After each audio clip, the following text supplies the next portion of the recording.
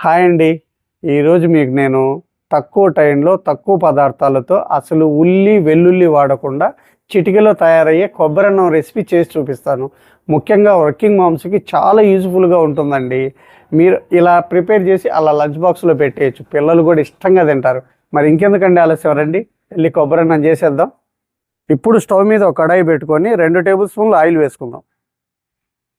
Oil కొద్దిగా వేడైన తర్వాత 1/2 టేబుల్ స్పూన్ పచ్చిపప్పు, 1/2 టేబుల్ స్పూన్ మినపప్పు, 1/2 టేబుల్ స్పూన్ ఆవాలు, 1/2 టీ స్పూన్ జీలకర్ర. పప్పులు కొద్దిగా వేగిన తర్వాత కొద్దిగా ఇంగువ, అలాగే 2 రెబ్బలు కరివేపాకు.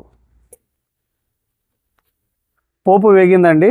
టీ స్పూన్ అల్లం తరుగు, 2 టేబుల్ స్పూన్ల పచ్చిమిర్చి తరుగు. ఇప్పుడు 250 గ్రాముల రైస్కి 50 గ్రాముల పచ్చి కొబ్బరి తురుము. మీకు కొలత తెలియాలంటే ఒక కొబ్బరి చిప్పలో సగం చిప్ప తరుగు. ఇప్పుడు 2 నిమిషాలు ఫ్రై చేసుకుందాం. 2 నిమిషాలు ఇలా వేపుకున్నాం కదా. 250 గ్రాములు ఉడికించిన రైసు,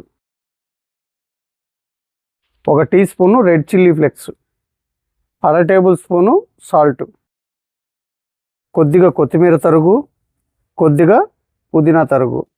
ఇప్పుడు స్టవ్ని హై ఫ్లేమ్లో పెట్టుకొని స్పీడ్గా టాస్ చేసుకుందాం.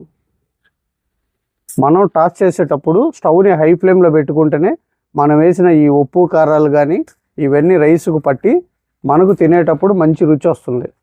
ఇంట్లో కూరగాయలు ఏం లేనప్పుడు, మీకు అస్సలు టైం లేనప్పుడు ఇలా సింపుల్గా లంచ్ బాక్స్కి ప్రిపేర్ చేసి పెట్టవచ్చు. చూసారు కదండి, 3 నిమిషాల్లో కోకోనట్ రైస్ అయితే రెడీ అయిపోయింది. Very simple and tasty.